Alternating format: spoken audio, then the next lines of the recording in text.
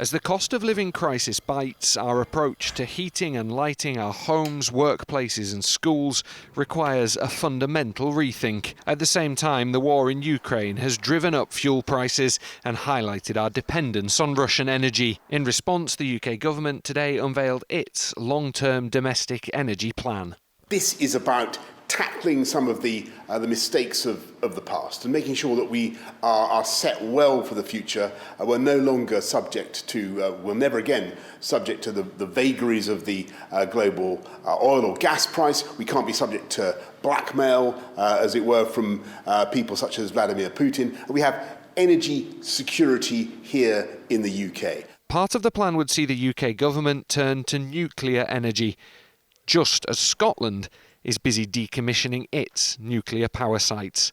The Scottish Government have described today's announcement as bitterly disappointing. Nuclear electricity is the most expensive form, or one of the most expensive forms of electricity that you can produce. The cheapest form is renewable, particularly both on and offshore wind. And the danger by the UK government wedding itself so heavily towards nuclear is it will simply push up consumers' bills even higher. Whilst industry bodies welcomed projects in the North Sea, environmentalists and the Scottish Government say it reneges on agreements made at COP26 just months ago. New oil and gas licences, on average, according to the government's own figures, take 28 years before they lead to actual oil or gas reaching people's homes. And therefore, it's completely unsuited to meet the energy affordability crisis and the need for people to have more accessible energy right now.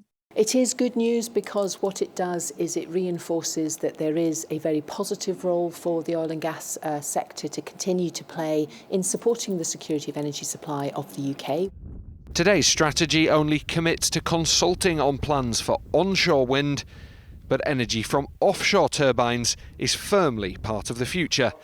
For those looking at their rising bills right now, though, today's news provides no short-term relief.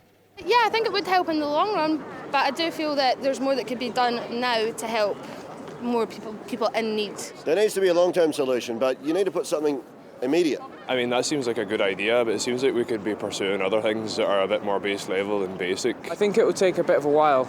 I think to see a difference it will take, more time.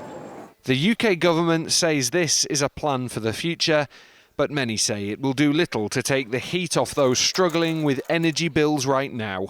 Ollie Dickinson, STV News.